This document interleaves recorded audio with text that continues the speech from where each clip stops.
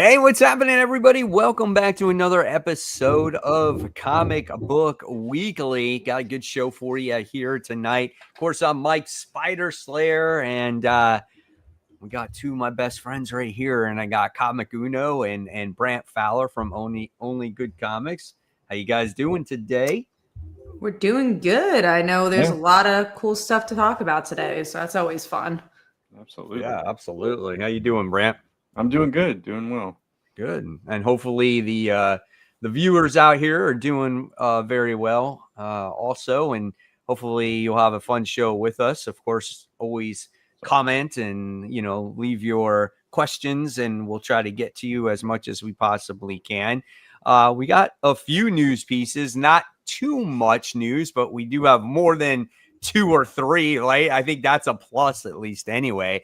And then we also got a good topic today when it comes to obviously the Marvel and DC comic, and then obviously sales when it comes to DC outselling Marvel and things like that. So yeah, I think it will be a fun discussion today. So with that being said, I'm going to hand it over to Kat and we're going to jump right into this news, guys.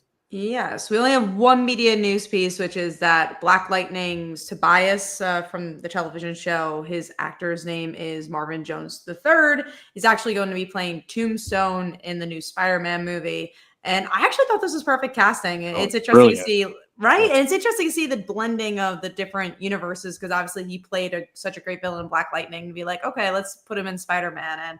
And yeah, he's such a great actor. I'm excited for people to get to know him. Yeah. It's brilliant casting for Tombstone. It just makes perfect sense. And I totally missed this news piece, so yeah. I'm like, okay, all right, that's fine. Yeah, this one's a new one. This is, I think, today. It was. Okay, so that's why I missed it. No. I believe he's an albino black man, correct? Yeah, he is. Yeah. Oh, is he really? Yeah. So it's like perfect for Tombstone. Which is okay. Now I click on the image and I see. Yeah. All right. Okay. So it's pretty cool, and he is a really good actor. Yeah, I'm excited for this, and it seems like it's gonna be a cool movie. But I also heard that Tom Holland cracked his skull during filming. Well, he's got a mild concussion. Yeah, mild concussion. No, but he also cracked his skull with the concussion. Oh, he did really? both. Yeah. So it's a creepy. Concussion, but it was also that he cracked his head. So that's why they have what to happens stop when it. you play Spider-Man. And that's true. My brother cracked his skull when he was 14, skateboarding accident. Oh man, I feel like if it's a minor, hopefully it's not a minor injury. It's not too bad, but gotta be careful with those stuff. He was unconscious for a while, but he's okay now. He's good. he's not skateboarding anymore. No, hopefully. No, definitely not. Been a while. We do have another media question. The infamous Mike Manhattan X. Have you guys seen The Long Walk? I've heard good stuff about it. I know it's like a post-apocalyptic boys type movie. Yeah. I haven't seen it though. Yeah. I want to see the new Leonardo DiCaprio movie. I'm probably going to see that next week to kind of get into it because I've heard really good stuff about it. I've not been to the theater as much as I'd like to. And there also hasn't been anything crazy coming out recently. So I don't feel like I'm missing that much. Yeah, it's the time of year now where it's kind of slow, Yeah, it winds down. And then obviously November, you got your Wickeds and everything. So there'll be plenty of stuff. I don't think there's another superhero movie. I know Zootopia comes out. No, I think we're done with them now for the year. Yeah. Yeah, no more superhero stuff, which is fine. We had a lot during the summer.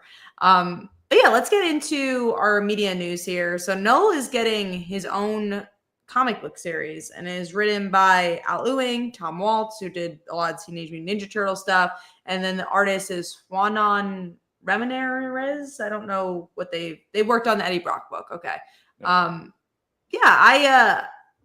I'm interested to see where it's going to go. I've really liked Al Ewing's stuff that he's been doing with Venom, and Tom Waltz is an interesting one to add. So I'll probably pick up the first issue because I know obviously we know the next issue of Venom is going to be probably the connection. Probably to why spins out of that. Yeah. I would assume. It makes sense. Right. Yeah. So I'm excited to learn a little bit more about Knull as a character. Obviously in the main event, he was there. He took over went to go take over the world or whatever it is. You kind of get a synopsis of kind of what he is and how he was imprisoned and stuff like that. But I do want to see the return of him and get to know him and see him. And hopefully, it'll be an enjoyable miniseries. And curious to see what we're gonna get out of it though. Like, what is gonna be the long term for the character? You know? I really like this Ryan Stegman cover. I'll say that. But yeah, no, I agree. I'm curious to see what they're gonna do with the character. Didn't Ryan Stegman do the series though? He did the Yeah. the King in whole Black and everything. yeah, the King in Black Right. and all in the Venom series. So Right.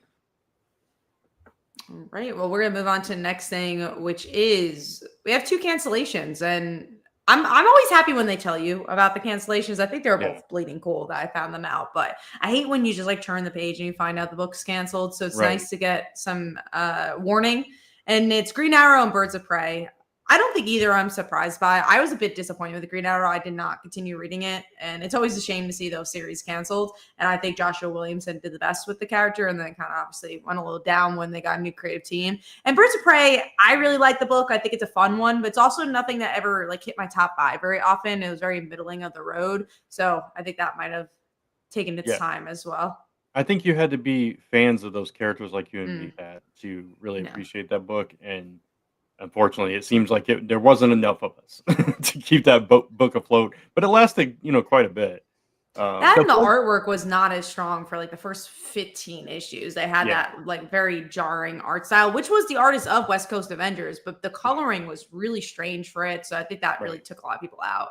Yeah. The funny thing is like just the other day, I was doing a video series and I was talking about Birds of Prey, and I was like, man, Kelly Thompson's done pretty good with Birds of Prey. And then it's like, and then I found out, I was like, oh shit, did I like literally jinx it? Because it's getting canceled. I was like, it was funny because if you read her newsletter, she pretty much said that if she repitched the series, they could have continued it. But she was just like, there's so much on my plate. It almost wasn't worth repitching it and making another issue 1. So it was an interesting circumstance because it doesn't seem like it was like sales are so low that it got canceled and it was finite. But it seemed like it was more of a Kelly Thompson decision at the same time where it's like, we could have relaunched this, but I am doing Absolute Wonder Woman and all these other titles.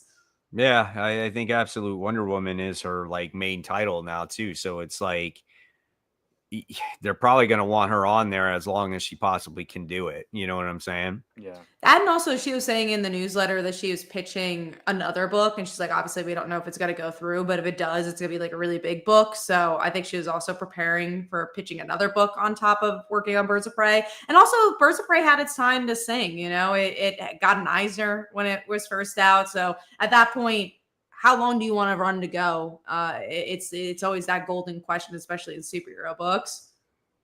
Yeah, for sure. Yeah, none of us read Green Arrow, right? Yeah, I read a first of the couple issues, and actually I only fell off of it because my shop didn't they received it, but I think by the time I got to the shop, it was like they sold out of the copies that they had, and then I felt like 2 issues behind, 3 issues behind, and then I was at the point where I was like, okay, I'm just not going to read this, Yeah, it was similar with me. It was one of those books that it was always like, I'll read it if I have time. And then eventually I just stopped getting it because I wasn't reading it.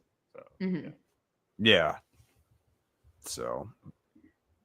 All right, let's move on to next thing, which is DC in December is doing even more with the KO stuff. And this seems like more what we thought the actual book was going to be. This is all fight month and it's actual rounds. The thing I don't love about this, I feel like they're spoiling a little bit of who's going into the next rounds because this is December. So of course, like these are probably going to be the people going forward. So I thought that spoiled a little bit, which I didn't love. Yeah, I'm hoping there's some kind of twist or swerve that, explains that. I didn't look too much into it. Yeah, I just kind of briefly glanced at it and I was like, all right, well, we'll see. I mean, is it like literally all fighting though? Like it looks like it. I'm okay with that. Like I'm totally fine with that. Like that's kind of like what I was hoping for out of this event was just these cool battles and interactions with all the characters, and I'm loving it. I am all on board no matter what. Yeah, no, I'm interested in it for sure. It's interesting because I was doing my list, and we can actually talk about this next. Let's do this as our next topic, Shadow of Tomorrow, which is the upcoming X-Men event. And I was gonna say, it's really funny. I was making my list for the X-Men books, and I feel like I have to get all these issue 1s, but I'm so not excited for it. And the only reason I'm getting all the issue 1s because I genuinely don't know what this event is. So I'm just like, oh, I don't want to miss out on a good book, so I'll read all the issue 1s. But there's not an excitement level. This, it feels like, oh, I'm actually excited to pick up every issue of this because I want to see the battles. I want to see what it's about. So it's like such a different reason of picking up every issue 1. And again, like with the X-Men books, I'm sure I'll pick up all the issue 1s or most of them and leave myself off with like 3 by the end, you know? I'm not picking up. There's 16 of them. There's like a lot. I'm not picking up all of them. Like I'm picking up Age of Revelation, I guess whatever the main book is, and then I'm picking up like very specific ones like obviously the Spider-Man one, I'm picking up like which would be the main X-Men book, or you know what I'm saying? And just like I'm not picking up the Quentin Quire one. I don't know if I'm gonna pick up honestly the Storm or Rogue one. Like there's a lot of them that I'm just kind of like I don't know. You know, I am picking up the Sinister Six one because I think that might be kind of cool. So it might be maybe like 5 or 6 of them, maybe a little bit more, but there's no way I'm getting all 16 of them. That's crazy. That's a lot. No, I had to drop a few already. Like I was like, yeah, Storm, the Quentin Quire one was one that I wasn't getting. But I remember Sinister Six, and when I was interested writing in it was, let me actually see what it is because I know there's someone interesting writing it. I was like, oh man, I should get that one. So there's definitely some hard choices, but yeah, it's just way too many. Sinister Six is written by David Marquez. I love David Marquez. Yeah. So I was like, oh, I kind of want to see how he writes that. We'll see. I'll get the Laura Kinney one because I want to see why he like kind of goes to Sabretooth's side. You know what I'm saying? So I kind of want to see that. But yeah, I mean, it's going to be one of those things. And you don't have any idea how long any of these stories are. If they're miniseries, like to where they're 4 issues, 2 issues, 1 shots, like I have no idea what these things are, you know? And they're already preventing from the stories that we've been reading. Like I've been enjoying Exceptional X-Men, and then that arc ended. I'm like, oh, it seemed like there was so much more that they were going to say. And then they abruptly end this book. And now they're going to spin into this title that I don't really care about. And it's just like, I don't really know what the direction is or even why this is happening. And that goes into this almost other event they're doing. And they're, announcing a Cyclops book and stuff like that. And it's Shadow of Tomorrow. And it's like, just give me good X-Men books. It's just the next initiative because this initiative I don't think it did as well as they expected it to do, you know. There's too many titles. Yeah, it is too much. And now I think from what I read, I think they're bringing back Uncanny X-Men, and then they're going to be bringing I think they might be bringing back Magic. They said, that's not going to be canceled. But Exceptional X-Men, they're not sure if that's coming back either. So I think there's only going to be a couple of titles that are coming back that were discontinued. Mm-hmm. But it is what it is. I just the key, and we've talked about it so many times, though, it's not how many titles you can produce, it's just the quality of them, I would be talking about that soon, about some of the our title of this of the episode, for sure. I mean, I think if you only had 3 X titles, that would be fine. You don't need every character to have their own individual series. A lot of these characters were only meant to be really on teams. I know it's like every once in a while you want to explore a character, but maybe do it in a lengthy span. Don't do it in a all at once. And there should be a reason. It should spin out of maybe a title or whatever. Like one thing I really liked about the Kitty book, and again, I know I am biased on Kitty Pryde, but I like that it felt different from the other ones. It was her saying, I don't want to be part of the X-Men anymore. So it felt very outside of the X-Men. But then if you have Magic, it's like, okay, it's similar to what we've seen with her in New Mutants or whatever. It didn't feel different to me. I haven't been reading Storm or Phoenix, so I can't speak on those, but I'll say most of the individual series I've ever read, they all feel like, oh, do we actually need a solo series? I don't know. But it's hard because everyone has their favorites, because you can say, oh, Storm doesn't need a solo series. And everyone's like, wait, Storm's actually great. And I love Storm. So it's hard, but I definitely, in my mind, at least what would help is to have less team books. I think have the Uncanny and X-Men, and that is it. And if you want to do your solo books, do like 3 and just call it a day. Like have 6 books, and that's this it. Comment here from Barry says the Wolverine one looks meh. So that one has it continues the Wendigo storyline. So like it's like, okay, so you did an opening arc for Wolverine that had to do with that kid. He wound up being cured, and now for some reason he's like that doesn't make any sense to me, and I don't really care enough to sit there and go, man, I cared about that Wendigo kid, in that first 4 issues. I gotta read more of that, That story made me drop the book. I didn't like the character. That's crazy. Oh man. Yeah. I don't know. It also just doesn't feel like I know there has been hype for the X-Men stuff, but it doesn't feel like as big as like the DC No, games. definitely not. It doesn't feel like they put a lot of effort into it. It's just like you all said, they've thrown a lot of books at us and said, pick all these up. You can't miss them. And it's just like, and none of them are connected. Right. Nothing feels too big. Yeah. I mean, if I go back to it right now, honestly, at this point, since it's all fallen apart, at least Krakoa, and I know like you had to read a lot of titles to kind of understand it, but Krakoa early on was really strong. As it got when Hickman was on it, when Hickman was on it, it was really good. You're talking just over a year that this new initiative has been released, and it's already getting restarted. We had all these titles being announced, and look at how many got canceled already, and now are being canceled, and then they're going to restart. So that's not a good thing in my eyes at all. There just needs to be a vision, and I feel like that has always been the issue with, even if you look at Uncanny and X-Men, even if you enjoy the character arcs, it just doesn't feel like it's going anywhere. There's no like, where is this like taking us from a character standpoint? There's all just arcs, which I get, like that was old comics, right? It's like, here's an arc and that just happens. But nowadays, especially with the serialized storytelling, and there's just so much media, you want to have a destination. Think about Al Ewing's Venom, which is the soap opera. There's a destination for the arcs. It's like, okay, Mary Jane's going to break up with Paul.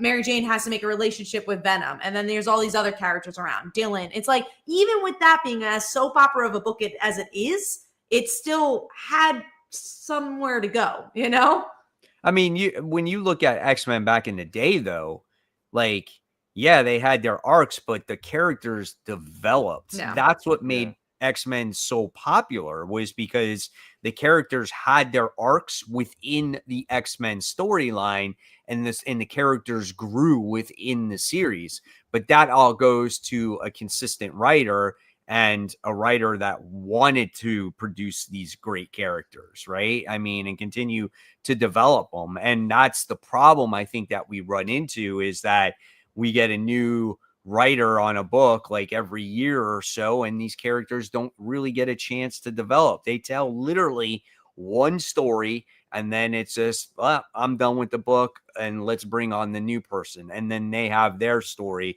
or their vision. There's no more writers you're not going to see a Chris Claremont ever again. And I think that's the difference. And there's been so much that's been done with the X-Men, and a lot of the Marvel characters, you can say that even in the big two, that I think they're just out of ideas. I think it really is hard, I don't know. I don't know what to say what the solution is. I don't even know if it's ideas. I think it's more of like, oh, well, you have to put them back in the box. You have to do this. They have to be the same. And it's like, you can still be the core character and not be the same, or else like you have to have some sort of growth. Or you got to get somebody that really enjoys these characters, like like Daniel Warren Johnson did for Transformers, or Rainbow with Runaways. Mm-hmm. Right, exactly. If you find that right writer that wants to write these characters and say, hey, you know what? I'm going to spend the next 5 years on this book because I love this and I want to get this back, then you might get something going there. Rainbow with Runaways is actually a perfect example. Obviously, Transformers is too, but I want to put that to the side because Transformers is not a Marvel DC book. They kind of can grow because of what franchise they are. So I want to talk about Rainbow. I think that's a really good example of a book that was able to grow. Every issue, there was something new happening. They were introducing new characters and it meant something. And honestly, the reason being is because no one really cares where Carolina is or Nico. Like only fans do. So it's like you could do whatever you want. They're not Spider-Man. They're not, even Kitty, for some reason, you can't do as much with her. It's like they are small enough characters where you actually could do things with them, which is why that storytelling is always so fun to read, because you're like, I don't know what's going to happen next, and I don't know where they're going to go next. And that's the type of stories I want to read. That's like what we're reading in the indie books right now, what we're reading in Transformers, you know? And I think that's where, and even why people have been loving Absolute, because you genuinely don't know where that series is going to go and where the storytelling is going to go. And that does, and I will talk about, let's talk about Absolute Joker, and then we'll go into our big topic. Real quick, side note, Mm-hmm. We went to Half Price Books the other day, and I actually picked up a couple of Rainbow's novels. I haven't read them yet. Oh, nice. But I'm looking forward to them. I just want to read them. But yeah, go ahead. Yeah, no, I want to hear how they are, because I've never read her novels, but I can only imagine they're well written from what we get to see from Rainbow.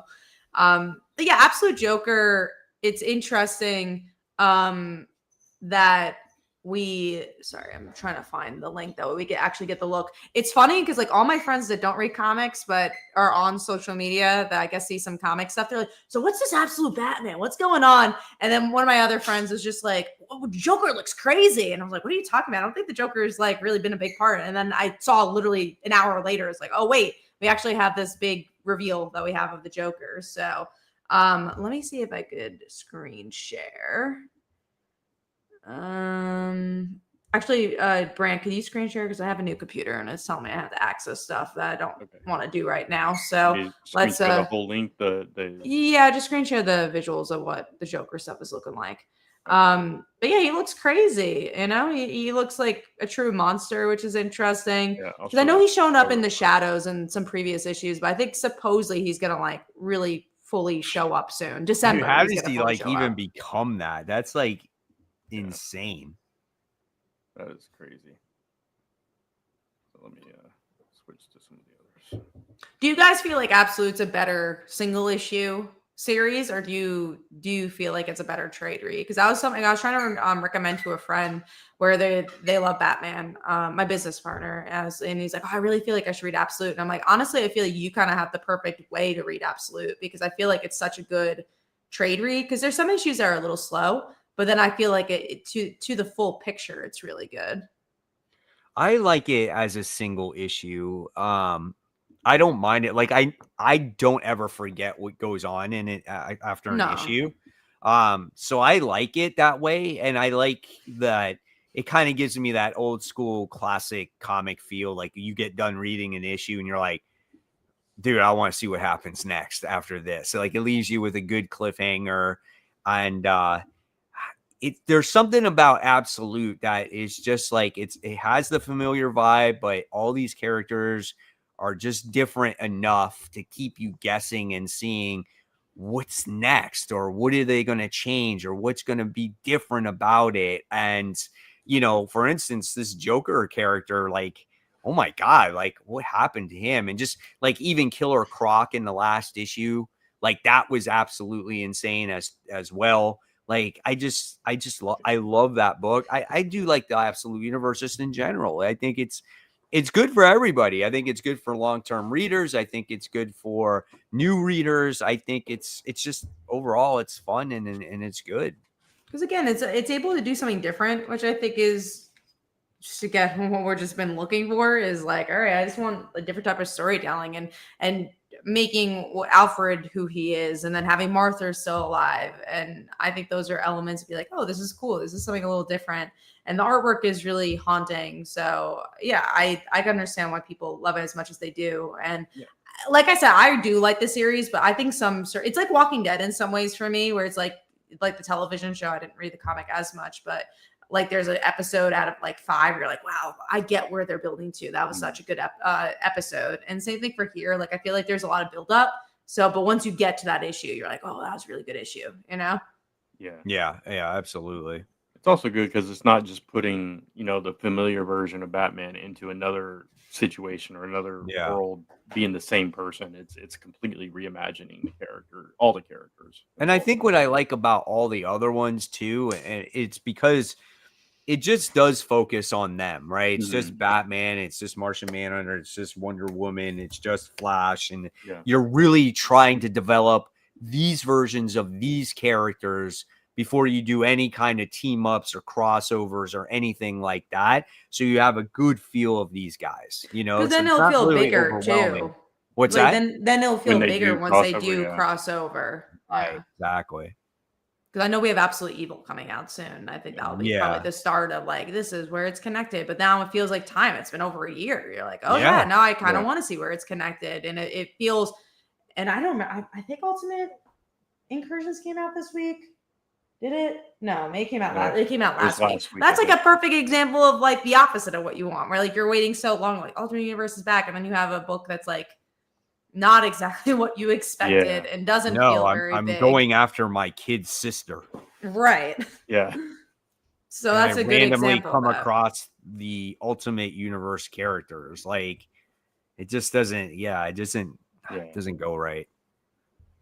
So that brings us, and I feel like we've been, circling the drain here with this, anyways. But Batman issue 1 breaks 500,000 copies ahead of Batman Day, which, if they're telling you how many copies they sold, it's a lot. That's also a hardship of post-COVID, is that we used to know the exact numbers of at least physical books. Yeah. So now we don't. So it's hard to be like, is it outselling Marvel? Because we don't know. But I will say that them announcing that they sold 500,000 books, I think is proof that they're doing really well. And obviously that is a lot of books. So, and it was a great book. And I think that's the whole point of like, why are they outselling Marvel? Most likely is because it built up to a good story.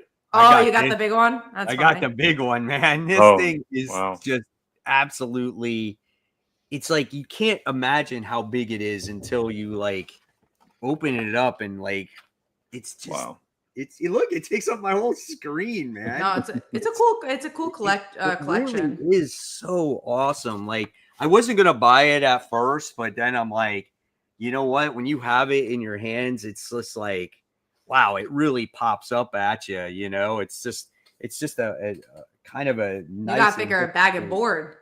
Yeah, I have a good place to put it where it's not in a bag and board, but it is like in between two bookshelves, so it doesn't like get bent or anything. So, which is kind of cool. But yeah, it was only $15. It wasn't bad for that. No, it's not bad.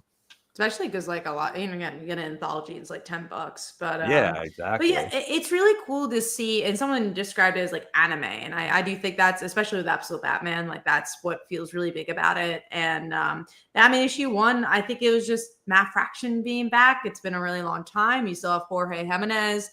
I think it was just a lot of things. And I think it's DC getting trust again. I think people are like, you got a random Batman issue 1 3 years ago, be like, I've done this before. I don't need to read this. But now it's like, well, Absolute Batman's really good. This book's really good. Superman's great. I don't want to miss out. And I think that's where we're here at. And that's something I think DC's been building for 2 years. And I think that's what you need to know, is that it's not going to happen in a month just because you have one good book or one ultimate book that's good. It's building trust with your fans again. And I think Marvel really needs to do that again. Because honestly, yeah, if I wasn't a huge Spider-Man fan, I don't know if I would be getting the next Spider-Man book. And that you have to be a really big fan and want to get the next Spider-Man book at these days, honestly. Yeah, I agree. I mean, I think, you were talking about these sales when it comes to DC, and when you look at, how many copies one book can sell, 500,000 copies these days. Which I think is only physical. That's not even digital. Yeah. Right. I think that is fantastic. It's really awesome. And I think if you probably went across the board and you look at all the books that they have sold since All In started, right? I think it's probably been phenomenal because it got people to jump on series again. And then with the Absolute Universe, obviously there's a lot of people buying those books on top of it. You're about to even reading comics. Like people knowing about Absolute that aren't going to the comic store. You're getting a new audience, and that's what you want. That's how you continue this hobby. But then you got DCKO, which is getting people excited, and so you got the Justice League right now that's probably, or Justice League Unlimited, that's going to tie into that. Like if there's a prelude issue that's coming out, but there's a lot of great things that they're doing. And I think right now they have the better writers. I think they have the better artists. I think overall they have less books, but better quality. And for the past year and a half, since basically All In and Absolute, I can say that I'm obviously enjoying DC way more than Marvel right now, like way more. And I don't know. This is kind of my take on it. It feels like DC is not trying to compete. They're just trying to put out good quality stuff. Where Marvel, it feels like they're competing with themselves. You know what I mean? Yeah. And it's Or just, they're just going through the motions. I Yeah. don't even know what they're doing. That's the problem. Like, what's going on? and just for anybody new to the stream, we're all Marvel people, so that's we're coming from that place. Just to put that out there. So it's hard to watch sometimes because it's like you want to love all the content that they're putting out. But Yeah. So Absolutely. I mean, so when you look at it, it's like, well, so what is Marvel's best-selling book right now? Well, it's got to be Ultimate Spider-Man. probably. Yeah. And My that, guess. and that is ending in 4 issues. which is insane. Right. And so The creative team, I think it's done. I think that's the big official. Like that's what it seems like with the solicits. I'm sure we'll get another Ultimate Spider-Man, but the reason it's so good is because it's the writer and artist. Really, you'd have to do something crazy phenomenal with a new creative team, like you did with Transformers. Where you're like, oh yeah, Dan Moore and Robert Kirkman, great. But yeah, it's not going to be the same. And it's the one thing I wish Marvel honestly would lean into more at this point is like, if you're not going to give us the biggest Amazing Spider-Mans, the biggest Iron Mans or whatever, at least like lean into cult favorite characters. Cause at least then you have that. Cause we don't even have that. We just have 20 mediocre Spider-Man books. I'm like, give us your fucking Squirrel Girls at this point. Guess what? Hawkeye was great. Think about Matt Fraction's Hawkeye. That's a great example of like, give me a character. It doesn't even have to be Spider-Man. Just give me a good comic. Well, that's the example like I make with like Benjamin Percy, like, and we touched on it briefly last week. I mean, we had that Punisher book come out, right? And it was like, look at where Benjamin Percy is. He's kind of doing what Kat is talking about. Like he's doing the Red Hulks, he's doing the Ghost Riders, he's doing the Punishers. He did the Sabretooth War. He wrote Wolverine for a while, like Predator versus Spider-Man, like in the Predator versus, like he's doing, that's like his thing, you know what I'm saying? And it's like, you need someone else to write something else. I don't know, go to a different side or whatever. But I don't know, man. It's just like, there's just something there that's just not right. And I'm not going to say that like Amazing Spider-Man is this horrible comic book. It's not. I feel like it's starting to get back on track, but is Amazing Spider-Man the comic book where it's okay? Or are we accepting that these days? It should be great. It should be like Ultimate Spider-Man where you look forward to it every single issue. It should not be just okay. This is your flagship book, your number one character. And it's been too long since things have been just okay. And a lot of that is not the fault of the writers too, because they're so hampered by, you can't use this character, you can't use that character. These supporting cast, they can't show them. You got to have Spidey here. You got to do this with him because we got to have him here. It's a lot of. It feels like it's a lot of. Well, because how is it possible that all these writers that you're hiring are all mediocre? They're right. Not. They're great writers. Yeah, exactly. Especially given the writers that have been on that book, it's just not possible. I do want to read the infamous Mike Manhattan. If Green Arrow can sell what hope for Squirrel Girl. Think about that Unbreakable Squirrel Girl. That's a good example of a book that was really big also in the trade market. Like that's something you have to really, really know in comics, especially. The floppies are not where people make money. It is the trade. So if you could find an outside market, outside the comic book store, obviously we're the Wednesday Warriors, but where the money's actually at is the Barnes and Nobles and the other people buying these books. So something like Unbreakable Squirrel Girl did really well, like when that came out. I don't like Squirrel Girl that much. This is just an example, or Hawkeye. No one thought a Hawkeye series would do as well as it did and then span out of a TV show. The whole point is maybe Marvel has to take an indie approach because they got to do something different. They can't continue to do what they're doing and also target different audiences. They're all on Webtoon right now. Marvel is like releasing a lot of their newer titles, but they're releasing the John Romita Jr. Spider-Man on there. Do you think 15-year-old, 6-year-old kids are going to want to read that? Probably not. But would they read a Runaways? Probably. They're going to relate to that on a Webtoon. And guess what? You're building an audience that way. I just think Marvel needs to find a new avenue. So that's what I meant by that. And maybe that's with Spider-Man. Maybe that is with Iron Man. But they don't seem to want to touch them and do anything different. So maybe do something different with the other characters at least. Bring back Miss Marvel. I mean, why the hell is she in the X-Men right now? Why does she not have her own series? Think about how popular that series was when G. Willow Wilson was writing it. And that's G. Willow Wilson, though. I don't think get good creators traction that it gets with everybody else. And that's why people like that character to begin with, because you had to create her and develop her, and now it hasn't been the same since. Again, you just got to find the right creator. Brian K. Vaughan, nobody could do Runaways like Brian K. Vaughan, and then Rainbow came along. And it's like, okay, it's different, but it's just as good. It's the same with, like, you talked about Hawkeye.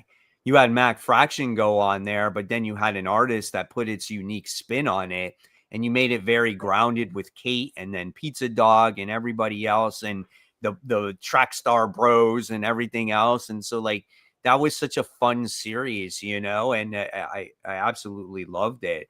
I just also think that you do need to find other talent, other writers out there, because, if you put the same people on the same books and just renumber it, you're really not going to get anything different. You're still going to get that same flavor, So I just feel like sometimes you need a new talent pool.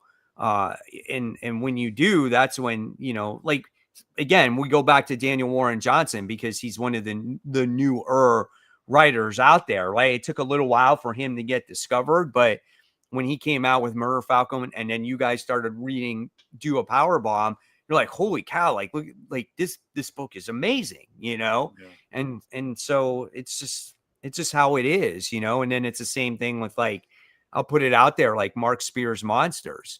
Like, his artwork is unique, it's different, right? I wouldn't say maybe it's the strongest, like, in writing, but I tell you what, the art is mesmerizing. You love looking at the book, and it's something new. And I think that's what readers need. They need some new writers, new artists, and get, fresh eyes and fresh stories. And I just don't think we have enough of it. Yeah. Well, look at Tony Fleecs on The Thing. Like, I mean, no one's talking about it, but that's a series all three of us really like. All the time. Yeah. When Joshua Williamson was doing Birthright and stuff, and then he moved on to everything he's doing now and all that, and Jeremy Adams is another name that's, coming up. When Donnie Cates first came on too, and then he did, like, Silver Surfer Black and Cosmic Ghost Rider, and just, like, that's what you need. You need things to, spark ideas, and sometimes you just don't get it, and you got to get some new people in there.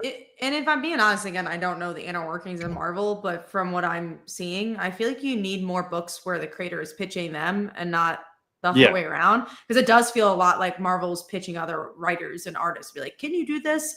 But I think you need a lot of the other round and be like, this is my dream story. This is what I've wanted to tell. Like, let me do it. And then you're going to get great stories that way. Yeah, absolutely. So yeah, that's our conversation about the sales. I think we're going to be having it for a long time, but I think let's just see DC continue doing its thing. Let's see creators first, because that's really what I'm seeing. I'm seeing Scott Snyder building and, being a big part of building an empire for DC Comics. And that's why it's being so successful. And yeah, that's all we want is good storytelling and to make this industry survive and people to get excited for it, because it's all I want. I'm kind of, and as I'm 30, going to be 31, so I'm getting there now, but, like, I want to see younger people at the comic book store. Like, it's, I think we just need different people to come in, or even older people. I just want new faces. I see the same people over and over again, and we just need new people to read comic books. Yeah. I mean, see, there's this comment here that Lewis says, and he says, but it's annoying to invest in a series that gets canceled after 10 issues. Yeah. So I agree. And you know what? I wouldn't even mind if they said, this is a 10 issue series. This is our plan. And that's that. I Yeah. hate when they are not descriptive of what it actually is. Mhm. It's almost like they're trying to say, oh, we're coming up with this series. And we'll say that maybe it was meant for 10 issues, or, Yeah. we'll first say I- it's ongoing at first, and I'd they leave it rather very vague. Yeah, I'd rather they tell us it's a limited thing and then it continues. Like, oh, we're gonna Right. give it 5 more issues like a TV show does. Or like Do it like Poison that. Ivy did. Yeah. Yeah, exactly. Like a TV show gets like 6 or 13 episodes or whatever. And they're okay, we're gonna give it a full season. That kind of thing. Yeah. So I'd rather that than let's just cancel this and not tell you until you read it, like Pat said earlier. Joshua Williamson was a good example because I think his Green Arrow was only supposed to be 6 issues, and then you could tell where the 6 issues was, and then he continued it, and it made for good arc. So, yeah, I just think we need to be a little smarter with it, and also understand what people are going to buy. Because I agree, if you cancel a story midway, like Exceptional X-Men is a good example. I don't know if we're ever going to get more of that series. It's still up in the air, and it ended in a way where I'm like, oh, it felt like this book had so much more to say than it did. That's so strange that you're going into this event and it's Kitty Pryde's not even in it. So it's just like, oh, this is weird. I didn't even realize it was ending. We don't know. That's the issue. Okay, We don't know yeah. if it's ending because it ends. It never says it's canceled in the end of that book. Right. We don't know what the next series is after this, Right. except, this other exceptional thing. So it's like, we genuinely don't know if it's ending or not. Gotcha. I don't know. We will find out as this lists go on if they're gonna like relaunch it or not. But that's like also feels weird that we have to wait 4 months to find out if the book is continuing. Like where most people are probably not gonna want to pick it up after that. Yeah, they'll probably be like, Marvel will probably be like, yeah, well, people probably forgot about this book at this point, But then also, like, do people forget about Kitty Pryde though, as someone who's such a big X-Men character? Like, what do you do with her? I don't think she's in this event at all. That's crazy. You never know. You'll have to see don't. and find out. She could pop out of somewhere, like literally. Literally, she would. Yeah, especially with an event called Shadows of Tomorrow, you would think you're gonna put Kitty Pryde in this. You're thinking home. So we'll see. As obviously New York Comic Con is freaking 2 weeks or I think 3 weeks from now. We have as someone who's working New York Comic Con, I'm not ready, but I'm also ready as a fan. So it should be good. It's just the time goes quickly. All right, but before we jump into comics, I do have some comic book news, which I just realized. Let's see if I can share my screen. Hold on. You need me to share? Oh, I think I have it. Do I? Yeah. Okay. Yeah. There. So here we go. The Comic Shop is a television show that's on YouTube. It's about a black-owned comic book store and the antics they go through, like an Abbott Elementary show. And we are making a comic anthology about the show. So they use Kickstarter to fund the web show, and now we're making the comic. And we have some really cool people attached to this. Cody Ziegler is part of this. He's writing a story. Stephanie Williams. We got Joe Illidge, really, really cool artists. We have DJ Kirkland. Tango has done the Mighty Morphin Power Rangers. Just a really, really cool mix of people. Great cover art.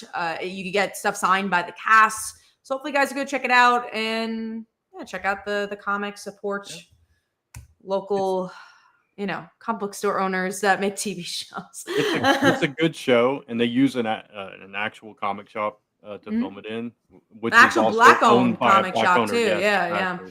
And it's good. There's 4 episodes out, I think, right now. Comes out on Fridays. But yeah, definitely check out the Kickstarter. It's really Thank cool. you. Yeah, we want to make the book possible, and there's some really, really cool tie-ins to the show. But also, I don't feel like you need to watch the show to enjoy the comic. Although, watch the show because it's free.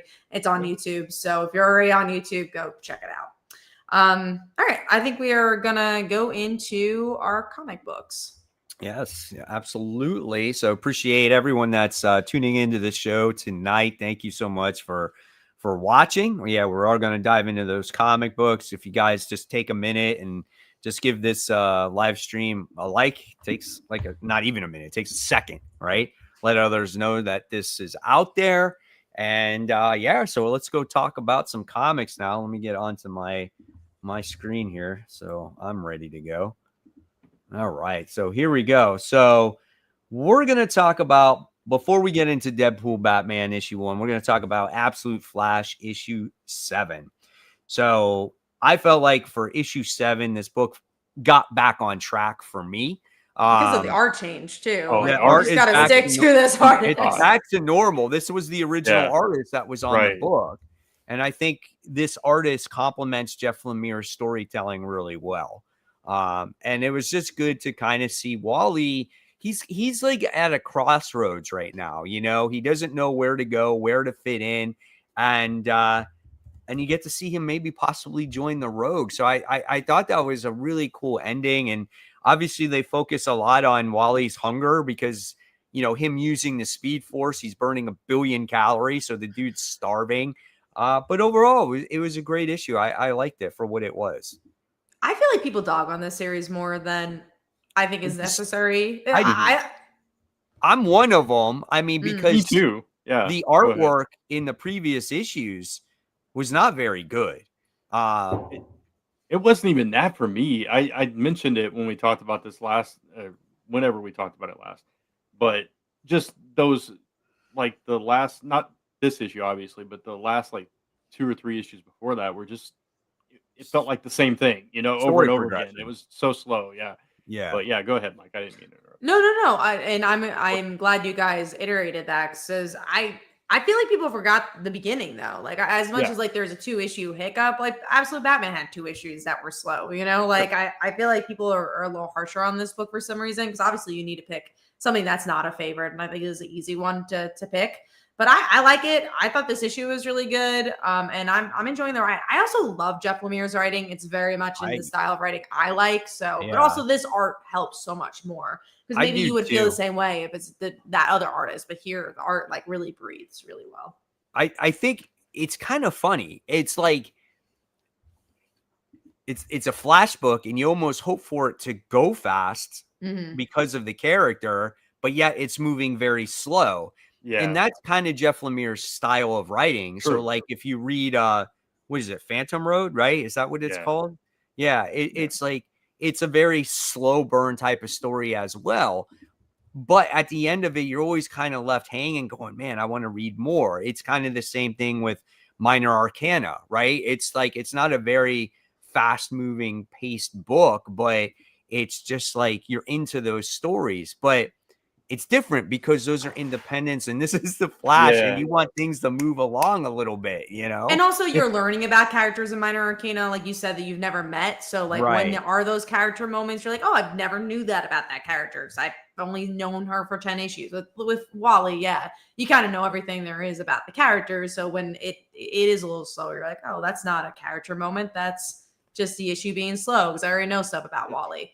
It's kind of funny though, because you know traditionally Barry Allen is always late to everything, even though he's the fastest man in the world. So it kind of keeps on brand with it in a way. But you all know that with Jeff Lemire, it's like hit and miss for me. Some of his stuff I really like, some of his stuff it's just not for me. But this, it's those couple issues were a little bit slow, but I agree this one got back on track. The art was absolutely fantastic, and I love the progression of this story. I love dealing with this hunger. Grodd's fear of the storm, meeting what I assume is a weather wizard in this issue, and the whole joining the rogues thing, which I think is a nice twist on the character mythos and everything. So just a really good issue this time around. Cool. I'm glad we all agreed on that one. All right, so here we go. Deadpool and Batman issue 1. This is the crossover that everyone's been waiting for 20 years, and it's Marvel was the one that published this one. The next one is going to be released by DC. And this is it's an anthology book, right? And so it has a lot of different stories. And I think readers that I've never had a book crossover with Marvel and DC before, I think this is a great thing, right? And I think it's good for companies to do this. Obviously not all the time, but I think it's a good thing. Me personally, I am just being honest here. I did not like this at all. I think that when you have something this big, I think you should take a little bit more time and do something different besides your typical like anniversary issue to where it's like a Batman or Spider-Man 700, where we're going to throw in a bunch of miscellaneous stories that don't mean anything. I would love for it to be like a Justice League versus Avengers story or a 6-issue type of thing.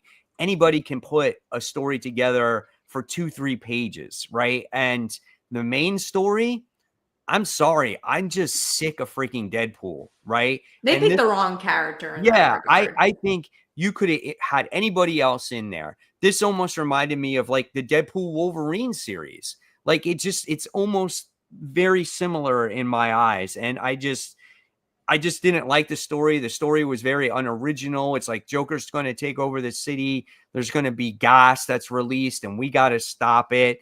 You know, it was a little bit of a twist in there, which was fine. I thought the artwork was fine, but there was nothing here that was like great. Like I liked some of the stories, like the Green Arrow and Daredevil story. Like for me, that was my favorite story. And I would love to see a full issue of that. I love the Captain America Wonder Woman story. I That would one was read pretty a good whole too. series of that Right. world where, you know, the Avengers and Justice League were basically meshed together. You know, did all the events together. I'd love that one. But I loved like the two you mentioned. I really liked Daredevil and Green Arrow because they had fun and had a lot of good references. But Wonder Woman and Captain America felt like something. It felt like it had something to say. It had something to say about the difference between Marvel and DC, because obviously Marvel is a very grounded book and a universe where you know, go up against Hitler, and Wonder Woman having thoughts about that and having her own perspective, I thought was really, really cool. But I agree with Mike in the regard of, I really didn't love the Deadpool and Batman story. I'm just glad I liked all the other stories enough that I enjoyed this issue, because I really liked Jeff and Crypto. I thought that was a lot of fun. Yeah. But do I think it was as good as Batman issue 1? No, I think Batman issue 1 was a lot better than this. Yeah. So and Deadpool was just the wrong character. And even if Deadpool was the correct character, I thought he was written not well here, because he is a break the fourth wall type guy, and he never really talked to the audience being like, this is such a great moment that Marvel and DC is doing this, and that never really happens. He doesn't know who Batman is, which is very strange. yeah, And that was like, weird. Yeah, I agree with you on that. I didn't hate it, but I totally get both of your points. It's like it was just a story. It wasn't, you know, this fantastic, you know, thing that we've been waiting years and years for. It was a fun little story, but it could have been a lot more. I agree. And reading those backup stories in contrast to it, it's like, yeah, they could have done that, you know. So yeah, especially the Cap and the Wonder Woman one, because if that was the main story, would we have felt differently? Because I think I would have, because at least then it's you know, you can't progress stories, but at least you have something to say, and that story felt like I had something to say. Yeah, if that had been the lead story, man, that would have been so fantastic. Antoine says they should have paired Storm and Wonder Woman. Yeah, that would have been a lot different too. The issue, I think, would have that sold as much? Probably not. So you have to have Batman, but why not Spider-Man? That was like, what's going on here? Wouldn't Spider-Man be the one that you want? Well, they've done that before. So yeah, but like this version or Miles Morales. Yeah, I agree with that. I saw a comment earlier. It said he should have fought Deathstroke, which, you know, I guess because he's kind of loosely based on that. But yeah.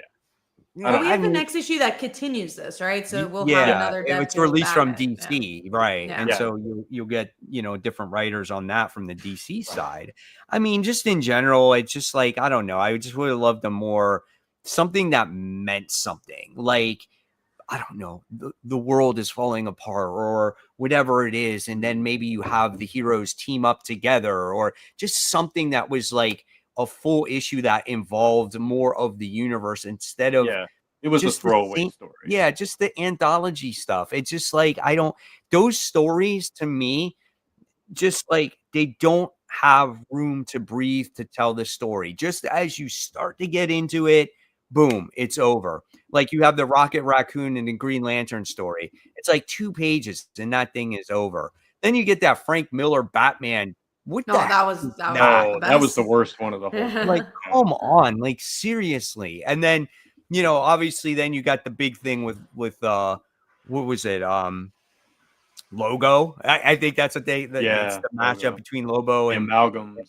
Yeah, and Logan. So, but it's just, I don't know, man. It's just something that they could have done something much better, and I felt like it was just, I hate saying this, but it's like, let's take the easy way out and just come up with short stories, and that's what it is, you know. Yeah, I mean, based on the characters that they used and the popularity of those characters, it felt more like a cash grab in that way. Oh, for Mhm. sure. And I think it might have been better to do, like you said, and even if it wasn't all of them combining, but maybe 3 issues where you focused on, again, Wonder Woman and Captain America or Batman and Deadpool, let's say. But I think for what it was, I enjoyed a lot of the shorter stories and had less real estate, which was interesting because I did like Yeah. that Rocket Raccoon story for what it was. So I think that's interesting. But like you said, like obviously you want this to be the biggest of the big, and it's just like, again, especially on Marvel side, I think sometimes it feels like they're just like, oh, let's just do this for the money, and not actually think about the storytelling behind. Not storytelling, because obviously storytelling's not bad, but how do you like the perfectionism? I guess I want perfectionism sometimes in these books, and I'm not getting that as much. Yeah, people pay a lot of money for this. I mean, this is You want to make what, fans $7 book. There's all these variants and everything else. And don't get me wrong, like some of the variant covers were gorgeous. Like I think I bought a few of them because I really like them. And that's fine. Like I don't have a problem with variant covers. I just feel like if there's something out there that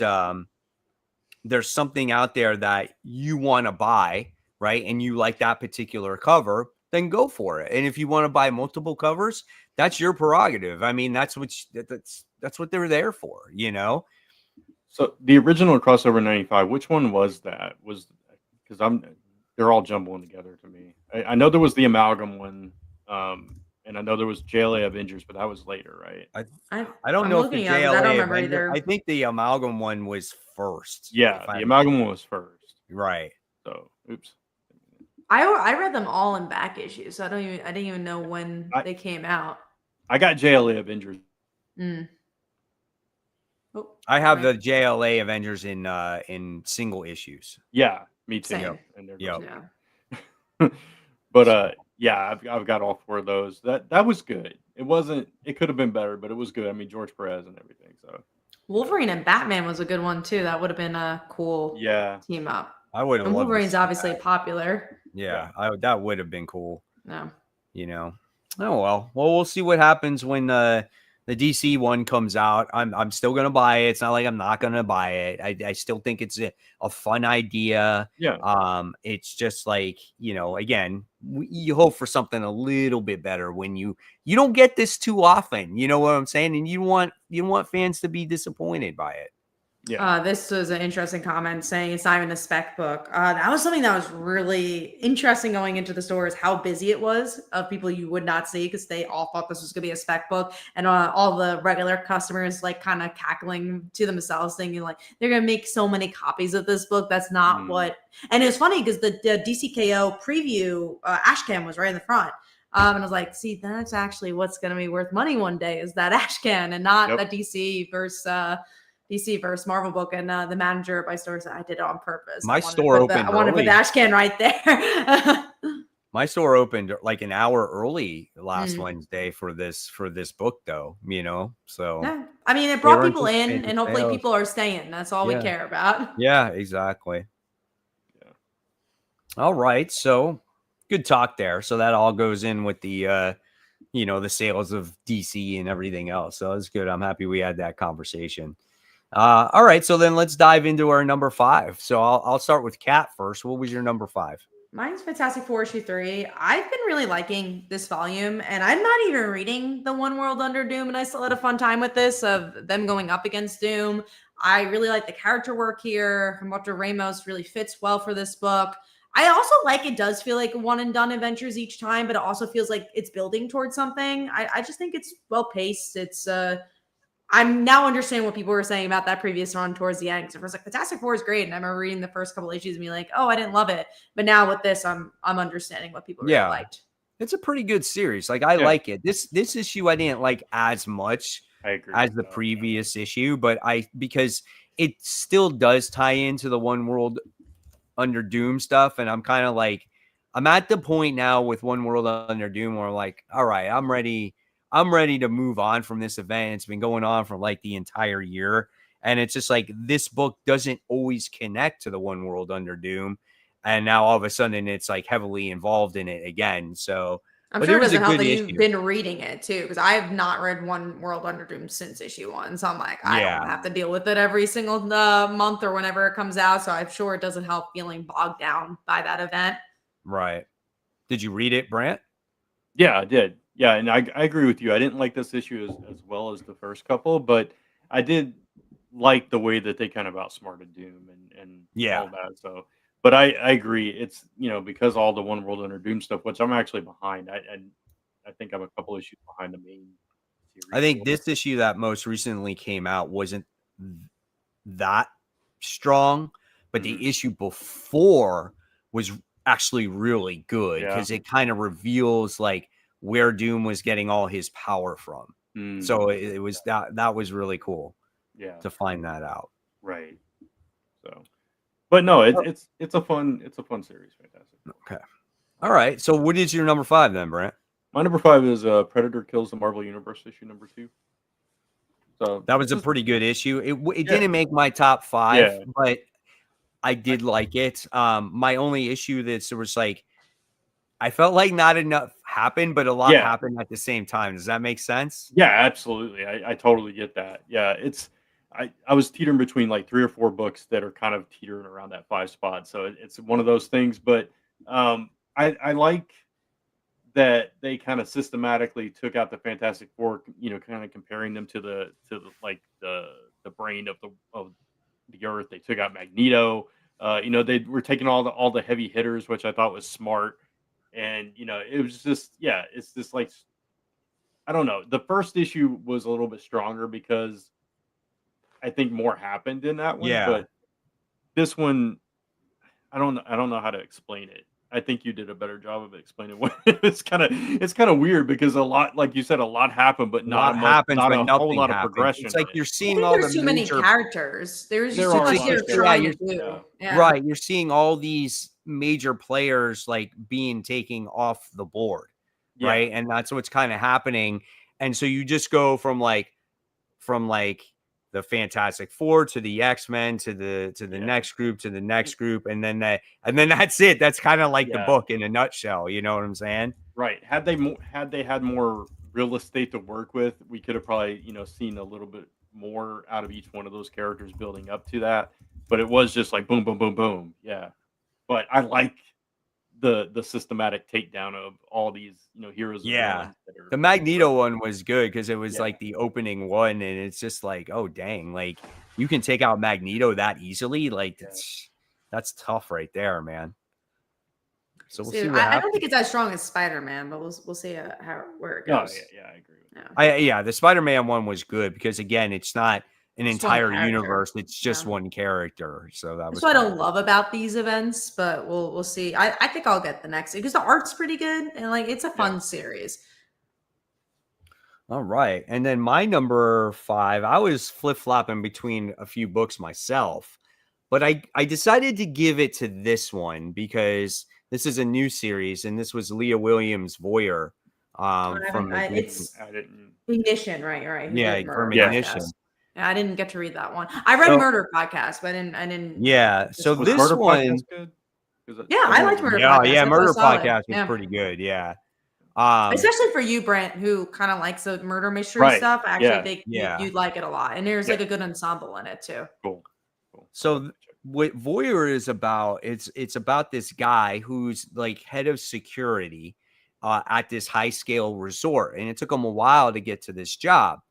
Now you find out that while he's on this job, right, that he is this he wants to steal very expensive paintings. And so this place has quite a few of them, right? But while he's doing this, he finds this woman that he's attracted to. And since he's the head of security, he's watching her on the cameras, right? And so he's watching her wherever she goes. And the next thing you see is she looks up at the camera and she does this. And she knows that he is watching her. And so what happens is she's something that we didn't expect in the comic.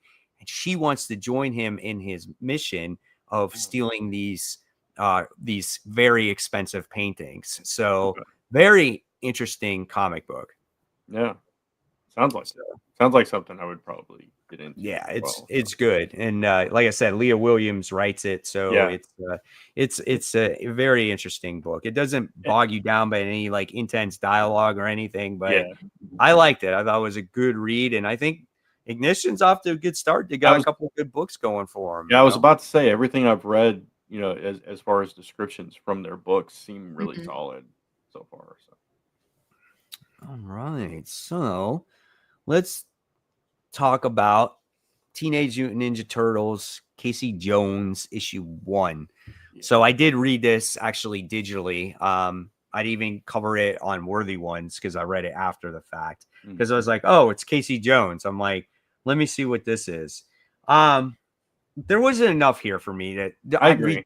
I read so much that there was like, I don't need Casey Jones in my life right now, Yeah, this felt like this could have been, 2 or 3 pages in the main series. You could have just done like a little side story of Casey. Story arc, yeah. Yeah, it didn't have to be its own thing. And it at the same time, if you are going to do a spin-off into one of the main characters of a book or one of the main like supporting characters of the book, this is the way to do it. So if you're a huge Casey Jones fan, you're getting an extended version of a story of him. So that's really cool for all those Casey Jones fans. But I agree with you. It wasn't enough for me. I felt like the villains in the story weren't big enough to justify this breakout story. I like Casey. I like Timothy. But it was really, the Turtles were in the book. April was in the book. It just felt like another Turtles book. Yeah. Instead of a Casey Jones book. So, yeah. And it was him trying to recover from this injury that he had, and he forces himself to go out on the town and things like that. And so, but it wasn't anything there where I was like, I like the Shredder book more than the Casey Jones book. I agree because it was something different. This just felt like, oh, this is just another Turtles story, just, focusing on Casey for a minute. Yeah. Right. Exactly. It didn't feel like a Casey Jones story. Yeah, I agree. Right. I mean, I could say that if you're a big fan of Casey Jones, yes, absolutely, check it out. And if you don't have that much to read, check it out. Unlike us, it wasn't bad. Yeah. No, it's not. It is very average. Yes. Yeah. Agreed. All right. So now we'll talk about the Amazing Spider-Man issue 12. This is like one of the first books I read for the week. So here we got to see what was it? You got to see Norman Osborn meet up with the Spider crew, and this Spider family, I guess you could say, is like trying to get answers, and they figure out that it's Norman, and Norman kind of comes to I guess it was like an epiphany where he has to do better, can't give in to rage or something like that. I think that's what it was, right? And then you still got was what's his face in it? Kingsley's in it, the Hobgoblin. Yeah, Roderick Kingsley's in it. He winds up getting released from he's innocent. Go figure, out of anybody in there. And what does he come across at the end? Is it a Spider Slayer? Let me look. I don't remember. There's a mystery villain in there. It looks like it's a Spider Slayer. And it looks like it was a Spider Slayer in there. Yeah. And then you had a little bit of Ben in there as well. That's what I was asking, if it was Ben that was in there too. At work, and he didn't remember like stories he was supposed to know. That's what it was. Friend. Yeah. And his friend Brian was like all depressed because he's like, what's wrong with Peter? Right. And he was kind of an ass to him. He's just kind of like, well, you can't live in the past. You got to live in the present. Right. And then you had Jay Jonah with his podcast interviewing somebody that was supposed to be an expert on stuff, on Hellgate. Yeah.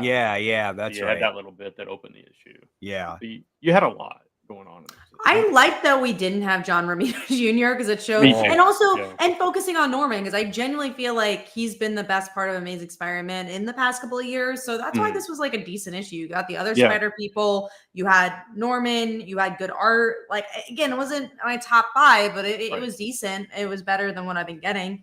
Absolutely, agreed. Yeah. The Mike Manhattan said it was Norman Osborn. He goes, I'm something of a web slinger myself. And then Lewis says Gwen shows up. So that's kind of what set Norman off. That's right. Remember? Yeah. And he's like, it's always her. Yeah, exactly.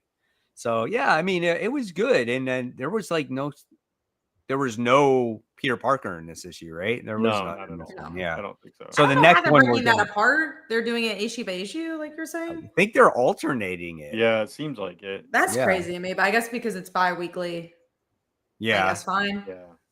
And Ed McGinnis, yeah. So like we said, John Romita Jr. wasn't on it.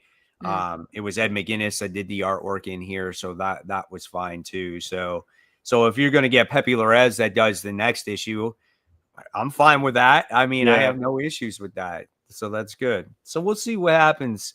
And when does Peter Parker come back to Earth? You know, We'll see. that's going to be interesting.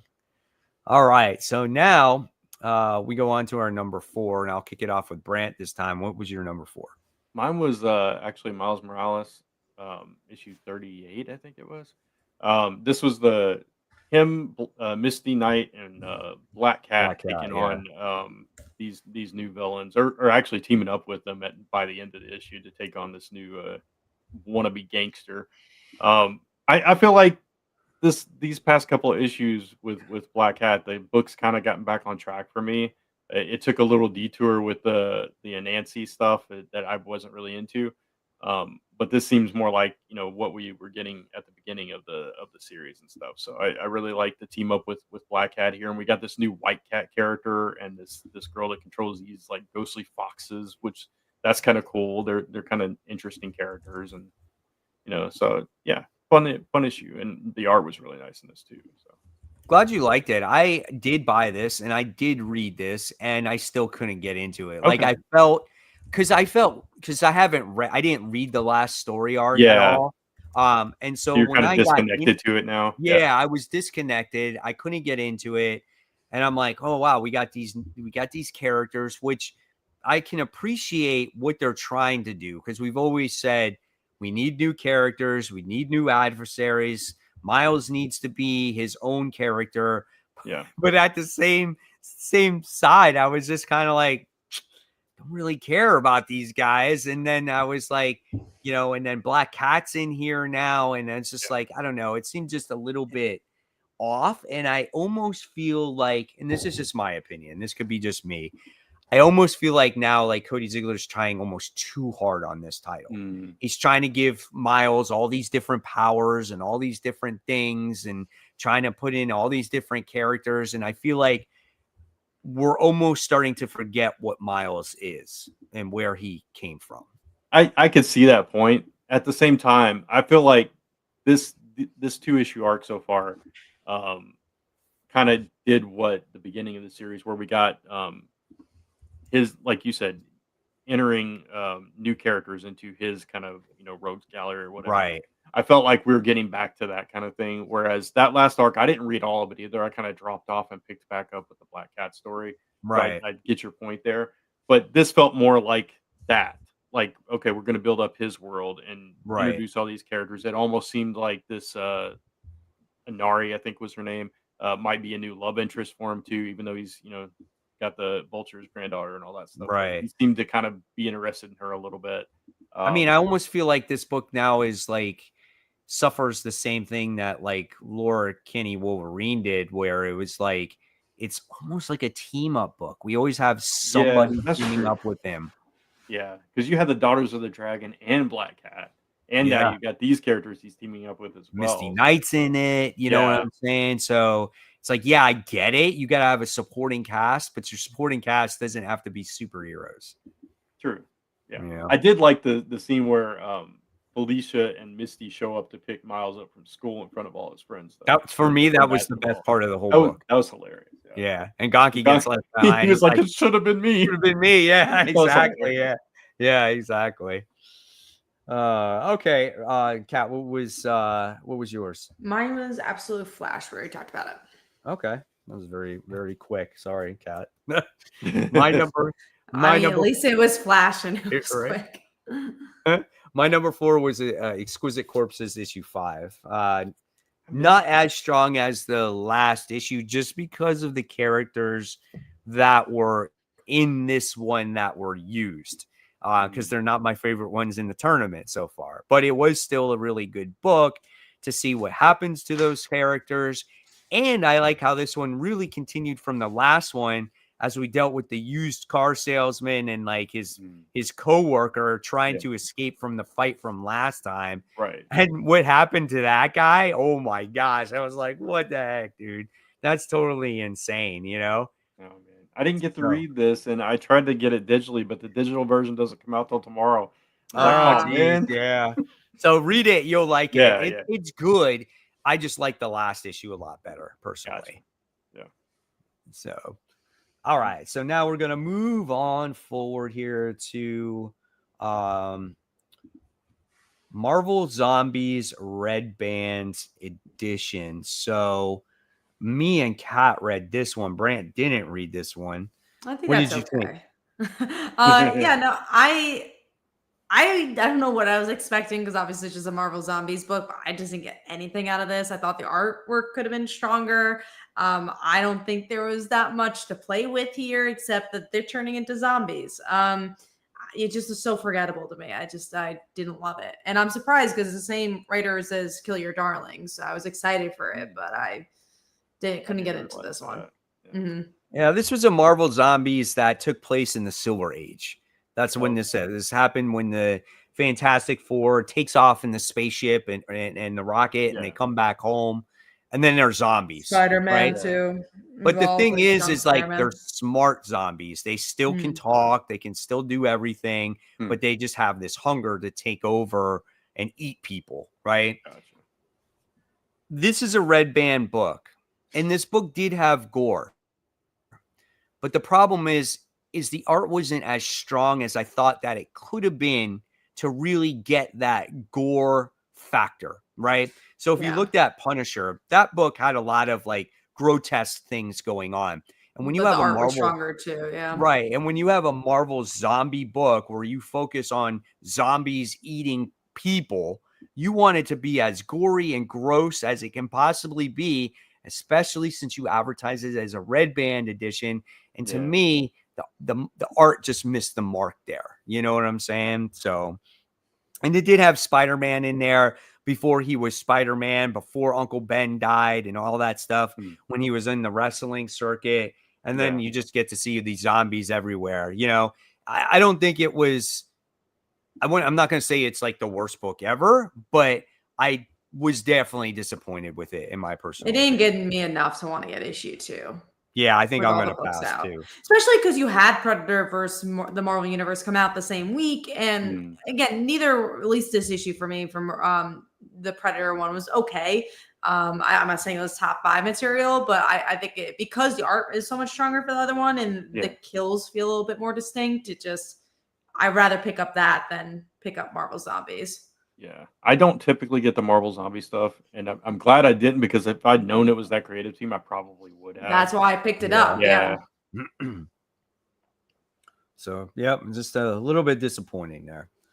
All right, so let's move on here. We're going to talk about G.I. Joe issue 11. So this is a Brant and I book for sure. Yeah. And so this is an issue where it wraps up. This was a little story arc, but it accomplishes a lot. Yeah, there was a lot of story threads that were going on in here with, Major Blood, the Baroness, and CoverGirl. And then there was another story going on with Clutch and Hound. And then there was another story going on with Destro and Cobra Commander. And everything got wrapped up really well. You never felt overwhelmed by the story. It never felt rushed. And it just closed it off really nice to where you were like, wow, that was great, Yeah. But the biggest part of the story was obviously the Baroness and CoverGirl. Yeah. What was going to happen? Was the Baroness going to turn evil in this? Which was the assumption. Yeah. Right. And she, at the end, remains a Joe. And that's what's going to happen. And what happens with Major Blood? Oh, man. I didn't see that coming. Dude, I was like, what's going to go on with him now? Yeah. And then at the end, it leaves you with a great cliffhanger, because it's like, these guys are being the Joes are being watched by Flint and others. Yeah, which I thought was cool. A cool way to bring in Night Force. It's a totally different version of Night Force, but yeah, Flint, Lady J, and Beachhead, I think it was, and then they were going to recruit a new member that's going to show up next issue. So Yeah, no, it's a really solid issue. I loved like the dynamic between Baroness and Cover Girl and how they were there for each other. And then like when everybody came back, like I think it was Clutch and Risk, and then Baroness and Cover Girl all came back, and Duke's like, where have you been? What have you been up to? Oh, it's good. We're cool. And just Yeah. don't tell him anything. And he's like totally in the dark about everything that happened. Yeah. And it's Yeah, like, it was is that like a black eye? Do you have like stitches? Yeah. What right. Did you stays get in shot? Paris? Yeah. Yeah. What happens in Paris stays in Paris. Like it was just like, it was Yeah. really funny. Yeah, it was so good though. And Major Blood, like you said, man, what's he gonna do now? What are What's they gonna going to happen put? They're with going to that? probably put some like robotic eyes in him or Cybernetic eye, something yeah, like or that. something. Yeah. Yeah, It's like he's becoming more and more like robot like yeah. than anything, you know? He'll be one of the people they experiment on because they kind of tease that with Destro and Cobra Commander. Yeah. Yeah. Yeah, So put him in that tube. yeah. One of the characters looked like Storm Shadow in there or something like that. Oh, I didn't even notice that. Maybe they were red ninjas from his Yeah, I clan don't or know. something. Yeah, they looked like some Yeah, kind of Night ninjas or Creepers. something in there. Remember I the don't Night know. Creepers? It was hard Yeah, to tell. yeah, But yeah, their dialogue between each other was really good too. yeah, yeah, for sure. Just a really solid book. Absolutely. All right, so we're gonna move on now to our number 3. And let's see if I can get Kat to talk about an issue this time. What's your number 3? No, I did put Deadpool and Batman. So Oh yeah, she liked it, huh? Oh, I will say this week I didn't love my books, so I don't think in another week I would have had in my top 5. I liked my top 2, so I'll say my top 2 I liked, but it's a shame that we couldn't make last week because I really liked my books last yeah. week. I'll reveal that that Deadpool Batman was one of the 2 or 3 that I was considered for number 5. It just didn't make the cut. So it's No, one of I'll it's say one of in those another weeks. week. In Yeah. another week. Well, for you guys, it seems like it was one of those weeks in a positive way that you had a strong top 5. I You had a also strong had top the 5. Yeah. GI Joe. You I had a strong had top 4. Yeah. Ultimates came out. There's like a Yeah. lot of books that I don't read that you guys do read. So Well, Ultimates I'm did not not make the completely cut, I'll tell you surprised. that. I'm guessing we'll get there, but yeah, mine was Deadpool and Batman. So All right. So what was your number 3, Brant? Mine was Absolute Flash, so we already talked. Okay. All right. And then mine was actually Battle Beast issue. That was 5. the other one that was considered for number 5. So So yeah, Battle Beast was good because you got Yeah. the origin story of the prince. is it almost over? It's a mini series, right? Or is it? I'm not Oh, let me sure see because if it it's on. doesn't Don't seem know. like it's ending. Well, maybe it's not. Yeah, it doesn't seem like it's ending. It might be because I don't know what happens after they battle this Juggernaut character. You know? I think it is. The last issue is October. Okay. So yeah, I mean, it was good just to learn about this character's like origin story and how he was this prince and he was supposed to protect the kingdom when he was getting attacked, and then bad things happened, and now he's trying to get back into it again and avenge his kingdom and whatnot. And it's just a fun book, dude. I really like it. I like all the character interactions in here and just the grotesque part of it. And I feel like Battle Beast has grown a little bit of a heart. I think he called someone his friend at one point in this issue too. Yeah, he called Prince Talaka his friend. Yeah.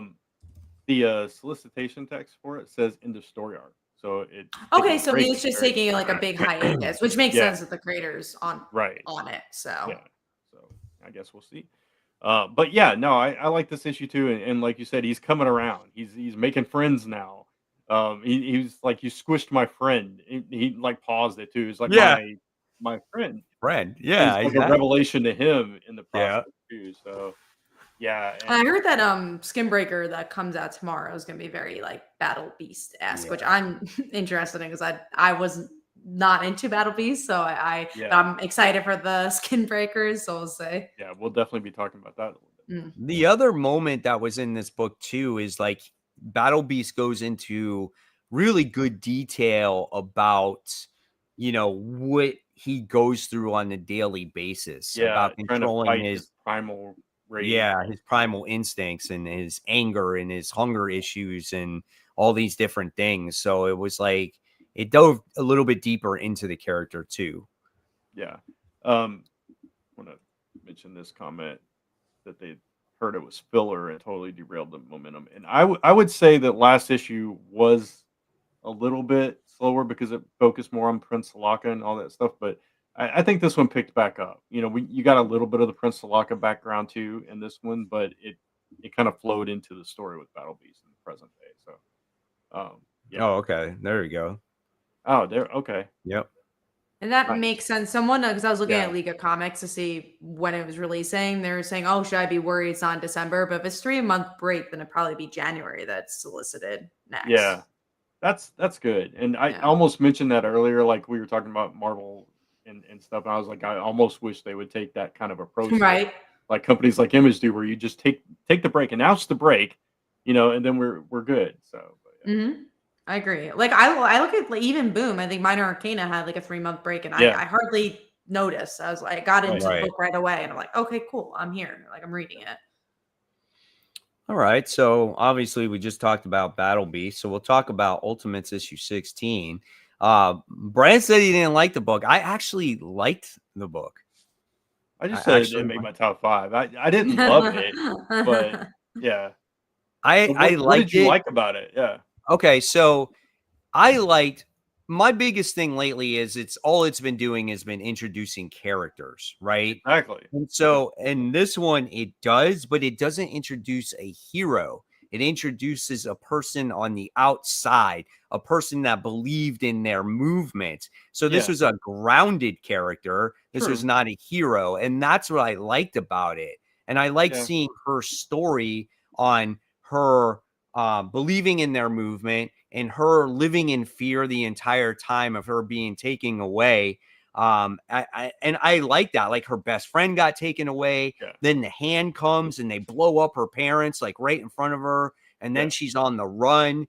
And I loved all that stuff. Like I thought that was actually really, really well done. I just, in the back of my mind, I was like, oh, is she going to become a hero later on? And so in my mind, I was already like, oh, this is just another character introduction. So I Right. couldn't get past that. I Right. get what you're saying. And I do like the idea that there's this underground resistance. And at the end of the issue, they do say this is much bigger than you could imagine. And so now we're going Right. to hopefully go in next issue and see, you know, some kind of continuation of that. And hopefully it surprises me then. Right. But I mean, this I one- guess. Yeah. Go ahead. Sorry, I didn't mean to cut you off. No, go ahead. I just mean that, like, I feel like that it shows you how big the movement is for Yeah. the Ultimates themselves, where we always focused on the heroes themselves. You got to see the outside world. And that's not something we've seen in this Ultimate universe at all, really. Yeah, true. Somebody You said know. Ultimate Night, I get because she got her hand cut off, I guess. But yeah. So I mean, it wasn't a bad issue. It just I want more from this book. You know, I it was get so what you're good. coming from, because Yeah, it's been like ever since they announced we're the Ultimates 3.0, it's Exactly. like we're gonna load up the Ultimates to this huge gigantic team, so when the maker comes, yeah, we're ready for him. It's not Right. going to be just this small band focusing on Iron Lad and Captain America. right. Yeah, It's Avengers Endgame for the Ultimate Universe. Yeah, that's basically what it is. All right, so now we're going to move on to number 2. And my number 2 was Ultimates issue 16. So that was just wow. perfect. Yep. So Kat, what was yours? Mine was the Seasons issue 8. I really like this issue. It finally explains the thesis of what this book's about, and it's the idea of how you see art and how you give it to the world. And we get to see it through the sisters' eyes, and we get to see what the carnival was all about. Because this has been a little bit of a slower series, so it was nice to finally like figure out what it's about. So I liked it a lot. I thought, finally got to the point. I read the issue too. This book lost me now. I think Understandable. Since the last issue, like I liked learning about the girls. And then I was like, oh, I want to know more about the circus. And then finally, when we got to the circus last issue, I'm like, oh, I don't like the circus. I'm like, I want to go back to the girls. You know what I'm Which saying? I felt we got in this And I felt issue. like in this issue, we Yeah. got more of that because it focused on breaking the curse for summer, and now it's focusing on winter now, right? So that which I liked. I liked the juxtaposition of like how they saw each other, because Summer was very obsessed with people loving her and her art and her being her art. And then with Winter, she was more about her art itself. Yeah, exactly. And that's why she was able to kind of break the curse, because she's like, I don't really care if anyone likes her, if they don't. Which I thought was interesting. And we'll see where it goes. Obviously we have to see. This also feels like a series kind of wrapping up. I don't know if I'm gonna read this for 25 more issues, but like I think if we have like it's 12, coming to an end, right? Yeah, I think so. I don't know where else you could go with it, but I think like 12 issues would be solid. Yeah, absolutely. All right, so let's see. What do you got, Brent? G.I. Joe. So we are G.I. Joe. Yep. Yo, Joe, baby. All right. So, and let's see. We talked about Predator versus the Marvel Universe, and now we got to talk about Justice League Red issue 2. I'm curious to hear what you think about it. I'm after reading 2 issues now, I'm like, this series is very mid for me. It from the outside looking in, it feels like a mid-series, which is why I've never really. It feels like something that might be, end pretty quickly. But I'm not reading it, so I can't say. I can't see it lasting very long. It is very mid. The only thing that keeps me possibly on the hook is introducing Red Canary at the end of this issue, and it's like, oh, that's where we're going, because I like part of the team. Yeah, I liked that character. I liked the introduction of that character when she first showed up, and now that she's integral to the plot of the story, it's like, oh, okay, maybe it's gonna be interesting. I don't know though, because I didn't like any of the rest of the issue. It was just like, okay, yeah. I mean, they finally confront. It took a long time to get to the point of what they were trying to get to in this issue, right? Because their frustration not getting the answer from Red Tornado was my frustration reading it, trying to get the answer from this whole series. Yeah, what it was about. But so it was a little bit of a frustrating read. But if it's a big week, I would probably skip this. So. It's only 6 issues, I think. Yeah. So it's like, do you hang out for it? Right. And it kind of boggles my mind, because you're still trying to put together a team, and we're already halfway through this series, right? So like, what's the main goal here out of all of this, So I don't know. We'll see. I guess I'll have to make a decision also, Brant, if I'm going to continue to read this or not. I'm not sure yet. When you get to that 6-issue type of miniseries, once you get to 3 and 4, you're like, well, I should just finish it because I've gotten to this point. So you gotta, now would be the time point. To make decision. Exactly. All right, so we are at that time for our number 1 picks of the week. And honestly, Brand, I am surprised you did not pick G.I. Joe as your number 1. So I want to know what your number 1 is. I want to see too, because I might feel like maybe we might have the same one. Mine's Runaways. Mine too. It was a really good issue. Such a good issue. You had last issue we left off with Nico possibly using magic, which she can't do because she doesn't have her staff anymore, right? And so part of this issue was Gert trying to convince her that she has magic again, and them figuring out that they have magic when they bond together. And so Gert is the key to her magic now, which is really interesting. And so they explore that a little bit. You have Carolina and Alex coming back into the picture. You have some tension between Chase and basically everybody.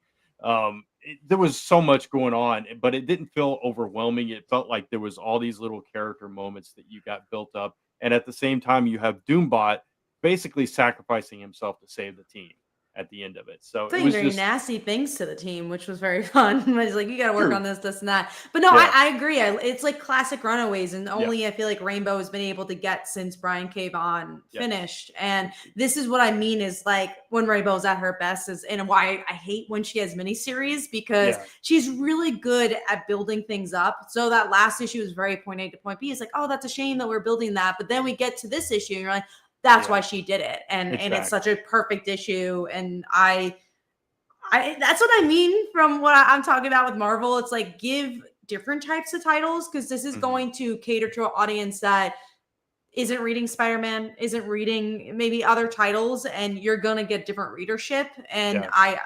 I love this book. I think the art's really good.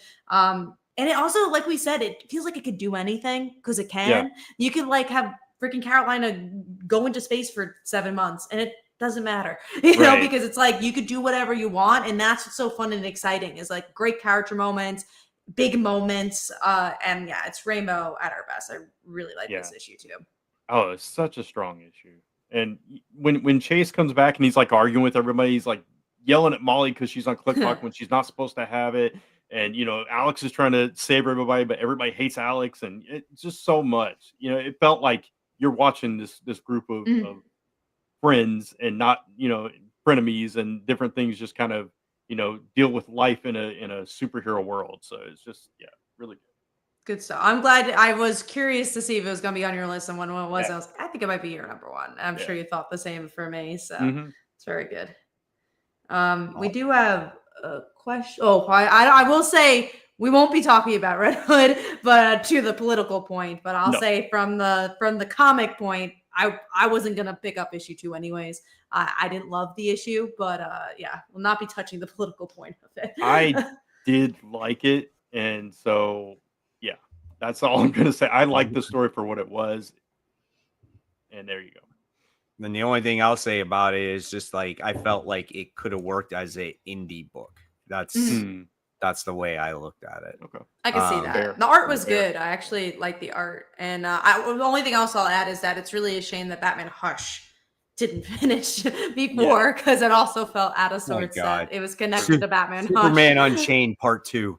Yeah, no, seriously. And guess what? Same artist. So you got to really bag those issues before you release them with that, because it's like at this point, who cares, you know, about Batman Hush?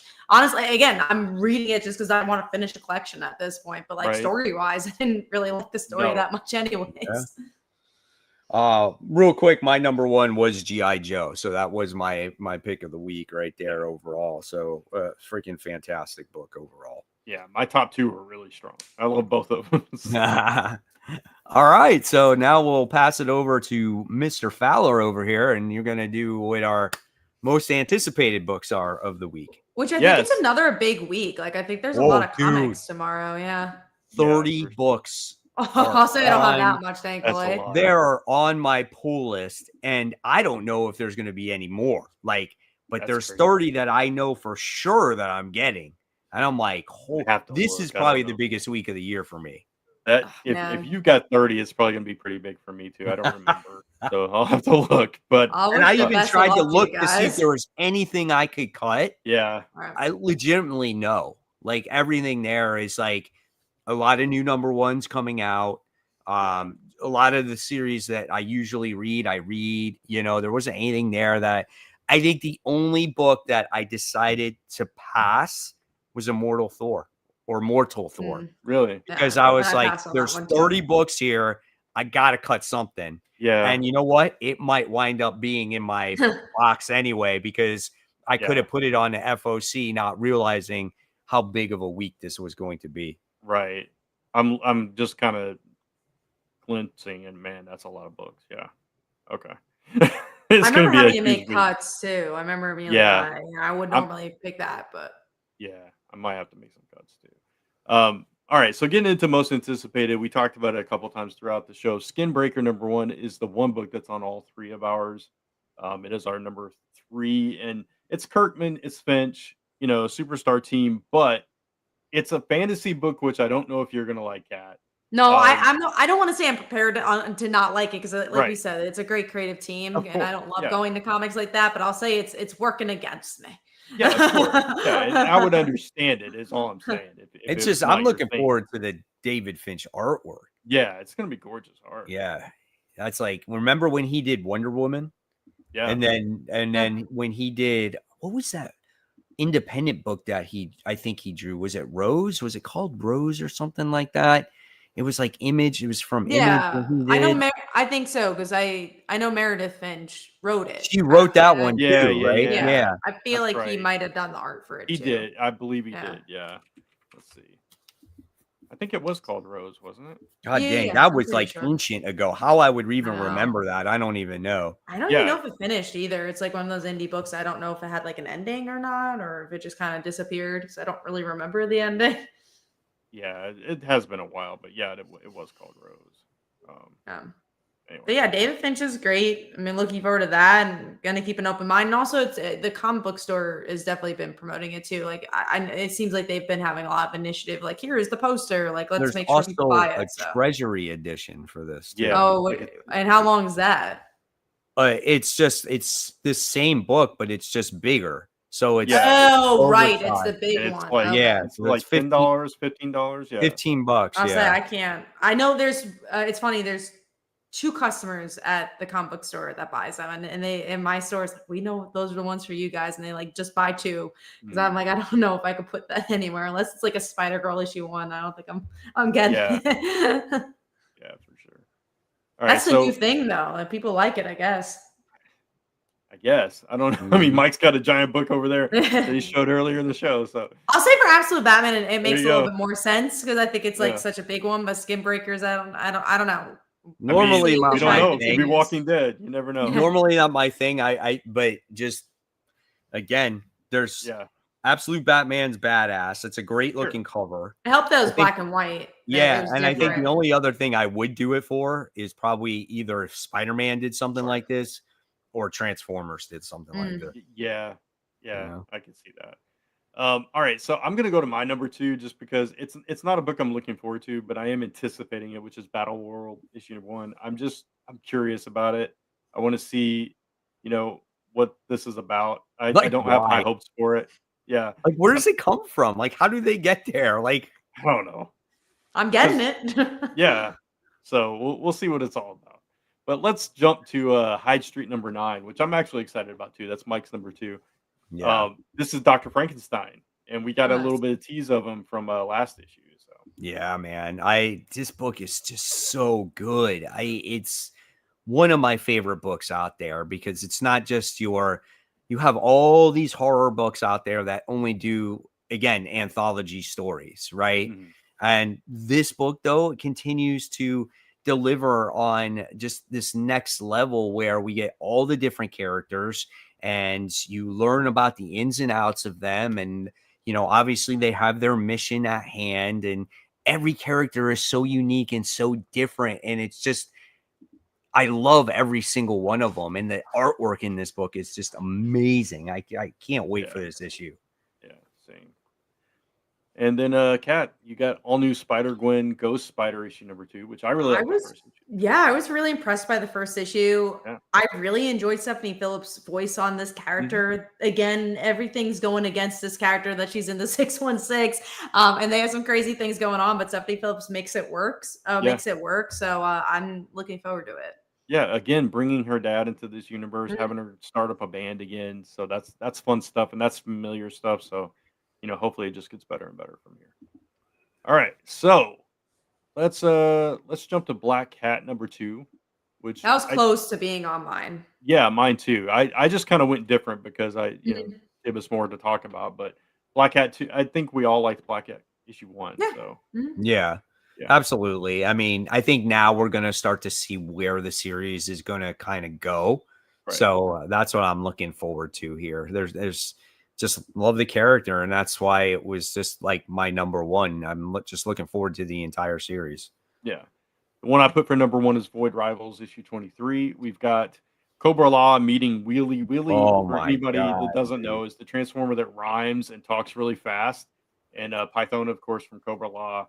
So just complete contrasting type of characters. What did you think of Wheelie in the trans? Because I actually talked about this in a video that came out today.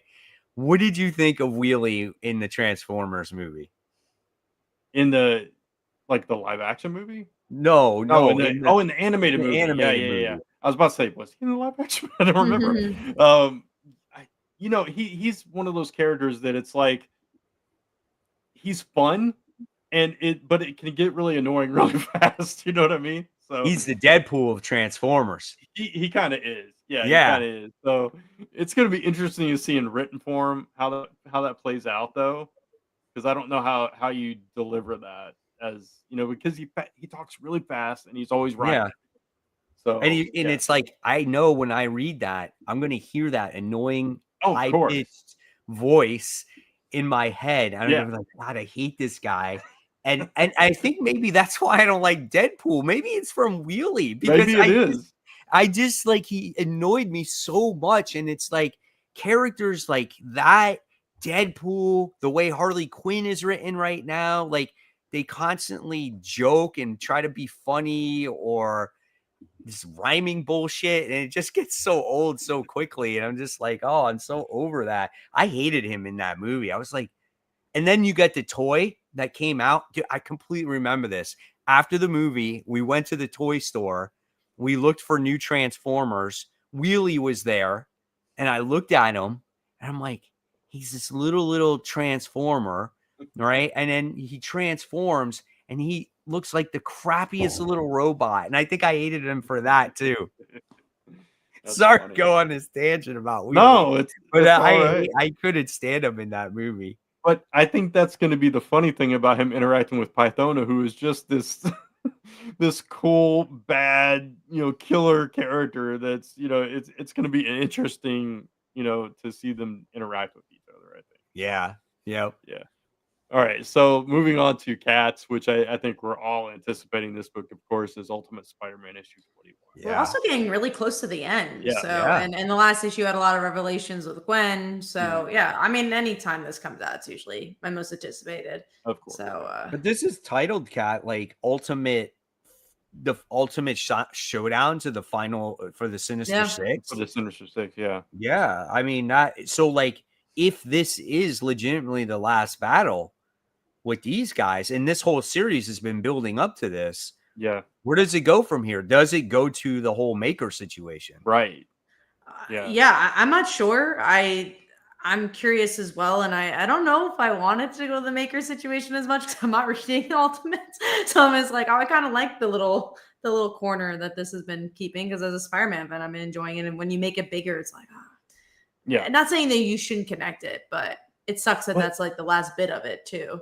It feels like there's so many threads we're gonna leave if it just exactly. Yeah. With all the interpersonal stuff, right?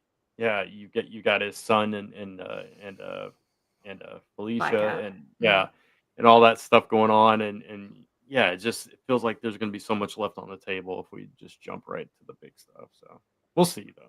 Yep, we will see, and when it ends and they bring it back, he'll be curious to see who will write this title. It's hard enough to get someone to write the Amazing Spider-Man. Who's gonna follow? Maybe Donny Cates, because he's been gone. He's been planning his return. That would be a genius move. Yeah. I think you need somebody like that to continue to bring in the sales for that comic book. I definitely think people would pick it up for sure. Yeah. Absolutely. And just for his return too, because he hasn't done an indie book at all either. So this would be like his return.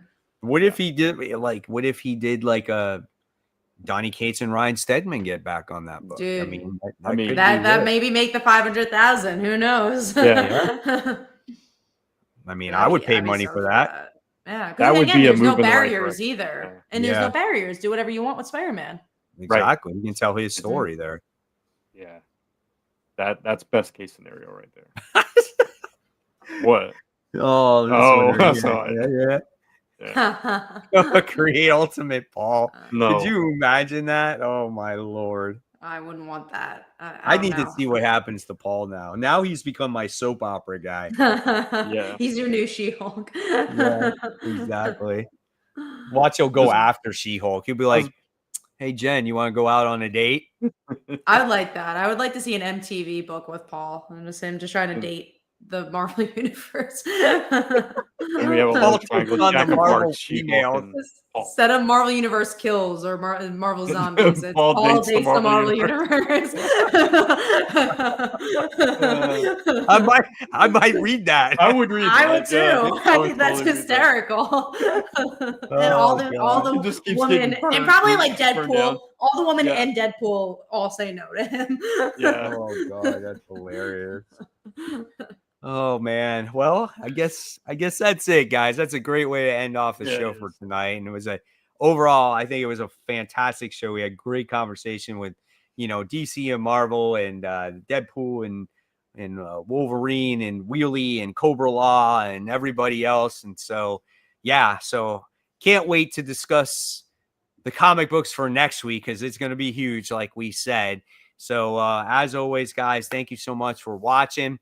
Make sure you subscribe to Comic Book Weekly's YouTube channel so you can watch all the episodes. Subscribe to our channels, my channel, Comic Book Corner 2.0, Brant's channel, Only Good Comics, and of course, Catch channel, Comic Uno. And until next week, guys, enjoy your comic books when you get them tomorrow, which is in 5 minutes. So, guys, take care. Have a wonderful night.